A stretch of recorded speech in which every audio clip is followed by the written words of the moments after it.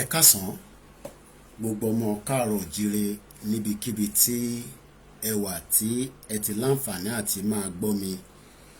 Orúkọ tèmi Olayomi Koiki, agbẹnusọ bàbá wa Chief Sunday Adeniyi Adeyemo tí gbogbo èèyàn mọ̀ sí Igboho.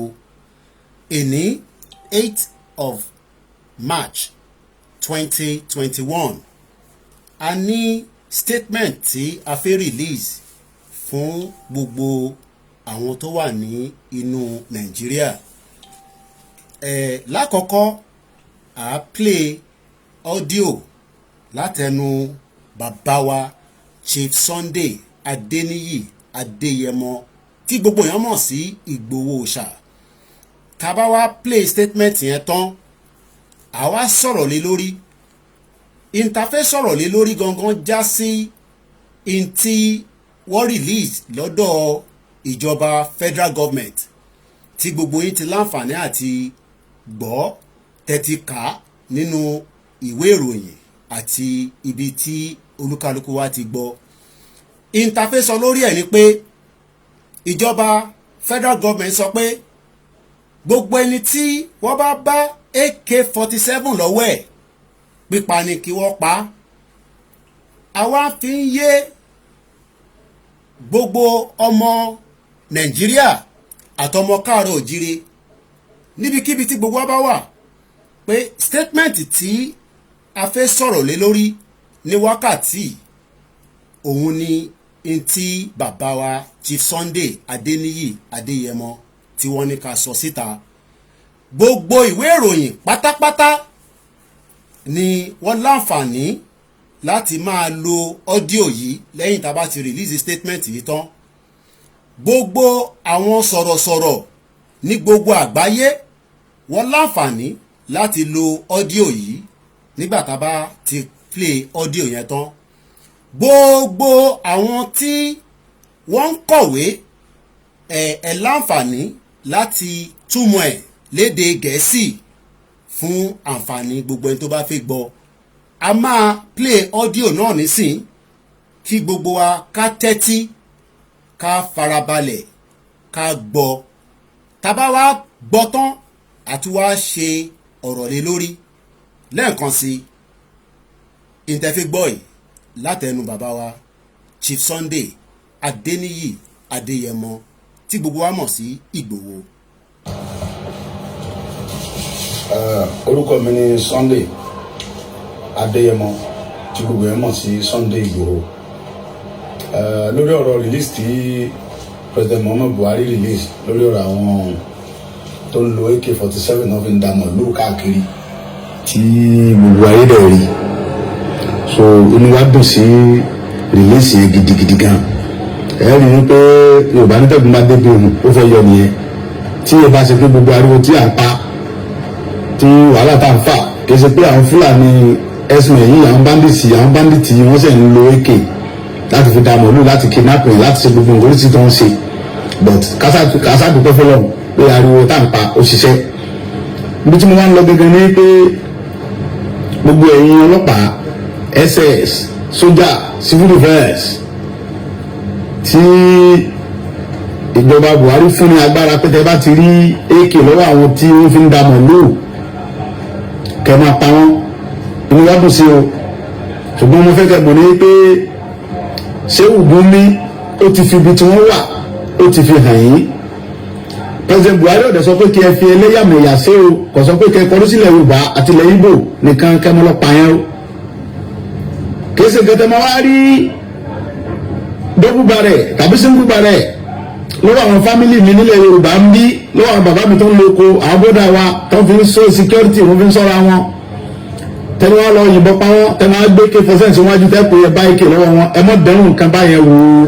Abẹ́ ìyẹn ọlọ́pàá àtẹ́sẹ̀ àti sójà Nàìjíríà. Ẹ mọ́ dẹ́rùn nǹkan báyẹn wò ó. Iṣẹ́ tí wọ́n rán yín yẹn ni kẹ́ ẹ jẹ́.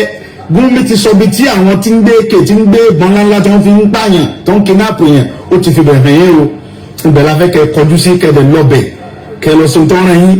Ẹ mọ́ wá sí ọ̀dọ̀ àwọn fámìlì wa lẹ̀ Yorùbá ń bí kẹ́ wá rí bárẹ̀ lọ́wọ́ wọn kẹ́ yìnbọn pa wọ́n kẹgbẹ́ kẹsíwájú wọn kẹlẹ́ eréke lọ́wọ́ ẹ bá dẹ́rù nǹkan ẹgbẹ́ yẹn wò yóò yí lọ́wọ́ ẹ má dán yẹn wò mo bẹ̀yìn mo rọ̀ yín ni o mo ń jẹ́ iṣẹ́ yìí lórúkọ gbogbo ọmọ Yorùbá lápapọ̀ káàkiri gbogbo tí Yorùbá wà mo ti ń jíṣẹ́ ìpín yẹn ọlọ́pàá o ẹ̀ security ní ìlú Nàìjíríà o gbogbo tí Yorùbá wà mo ń gbẹnu gbogbo ọmọ Yorùbá sọ̀rọ̀ ẹ̀ security Nàìjíríà ẹ mọ̀ kéjọ́ tẹ́ máa rí lọ́fúnba rẹ̀ lọ́wọ́ àwọn security wà lè Yorùbá ń bí bọ́ọ̀ sí ń gbúdọ̀ lọ́wọ́ bàbá tó ń lóko tí wọ́n lọ fún pẹrẹjẹ tí wọ́n ń sọ̀rọ̀ àwọn tó fi ń síkí ara wọn tẹ́ wá ìbọn pa wọn tàbí tẹ́lọ̀ kan ọmọ nílé wọn tẹ́lẹ̀ wọn ní èkè lọ́wọ́ tẹ́ mọ̀ fi wọn ní kẹfẹ́ lẹ́yàmẹ̀yà sí o abẹ́yìn ni o tẹ́ bá serú nǹkan bẹ́ẹ̀ ìjọba olùwọ̀ràn yín o abẹ́yìn ni wọ́n fi gbọ́n sí o ọ̀rọ̀ mi jù báyìí lọ.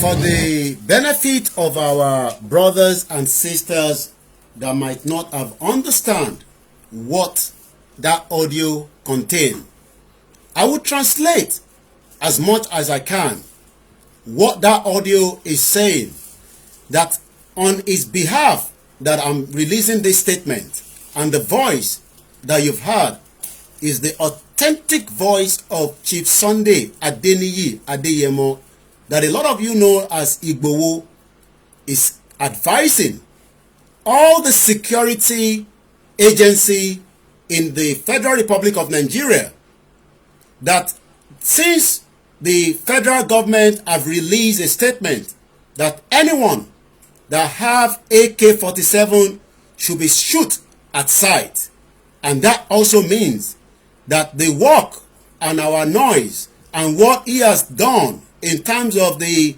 awareness of the Fulani in the southwest must have also generated these kind of opinion from the federal government. He is also now advising that any of the security agency that wants to use these opportunity to not just harass those in the southwest, but also those in the south-south, southeast, or across the country, that those going to their farms with just a single barrel as farmers and get to be killed and roped into where they're saying that they are having AK-47, that they should be careful.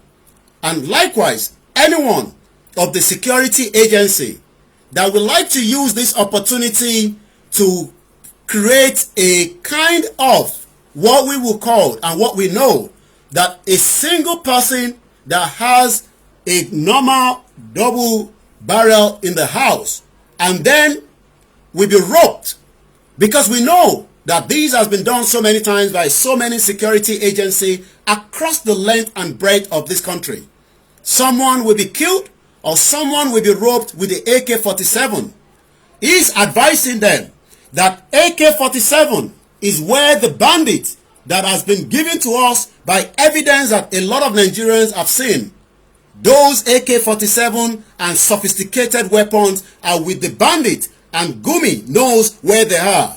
So that means they should be going down to those areas where the bandit or the terrorists are using those AK-47 and so many sophisticated and RPG that we've seen in their hands. They've used these to terrorize, kidnap not just those in the northern part of the country, but those in the southwest and the southeast. We will not, and he says, tolerate these reasons where our people in the southwest or also in the southeast will become a crime that they have not committed. I will once again play the audio one more time, and we will be releasing that audio that will start circulating. And like I said earlier, all the media houses across the world are more than welcome to use this audio and likewise translate it the way the audio has come out. And that is the reason why I have come out first to release that statement. All other media that are working as well, I've got this statement, and I'm sure they will be using that statement on all their broadcasts across the world. So we're going to play that audio one more time, and then we will bring this press statement to an end. Today is the 8th day of March 2021, and the time check is exactly 1800 hours. We play that audio one more time, and then I will bring the broadcast to an end.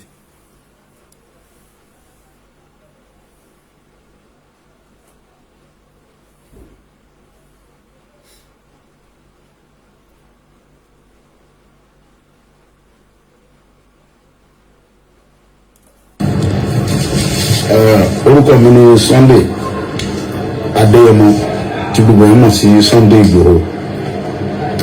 Lórí ọ̀rọ̀ release tí President Muhammadu Buhari release lórí ọ̀rọ̀ àwọn tó ń lo AK-47 náà fi ń dààmú lóò káàkiri tí gbogbo ayé dẹ̀ rí, so oníwádùn sí release yẹn gidigidi gan.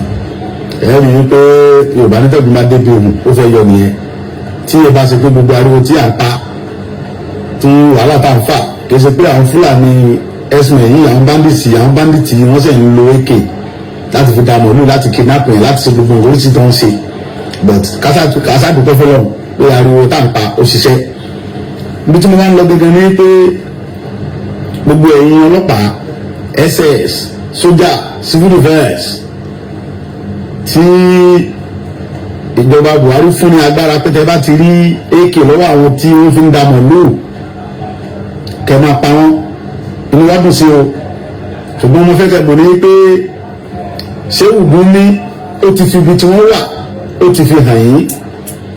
President Buhari ọ̀dẹ̀ sọ pé kí ẹ fi ẹlẹ́yàmẹ̀yà ṣe o, kò sọ pé kẹ́ ẹ kọrí sílẹ̀ Yorùbá àti ilẹ̀ Ìgbò nìkan kẹ́ máa lọ pa yẹn o. Kì í ṣe gẹ́tẹ́ máa wá rí dọ́gbùgbà rẹ̀ tàbí síngùgbà rẹ̀ lọ́wọ́ àwọn fámìlì mi nílẹ̀ Yorùbá ń bí, lọ́wọ́ àwọn bàbá mi tó ń lo oko, àwọn bọ́dà wa tó fi ń sọ security wọ́n fi ń sọ́ra wọn. Tẹ́lẹ̀ wá lọ yìnbọn pa wọ́n, tẹ́ máa gbé K-47 síwájú tẹ́ kò yẹ báyìí lọ́wọ́ wọn, ẹ mọ́ dẹ́rùn nǹkan báyẹn wò ó. Abẹ́ ìyẹn ọlọ́pàá àtẹ́sẹ̀ àti sójà Nàìjíríà, ẹ mọ́ dẹ́rùn nǹkan báyẹn wò ó.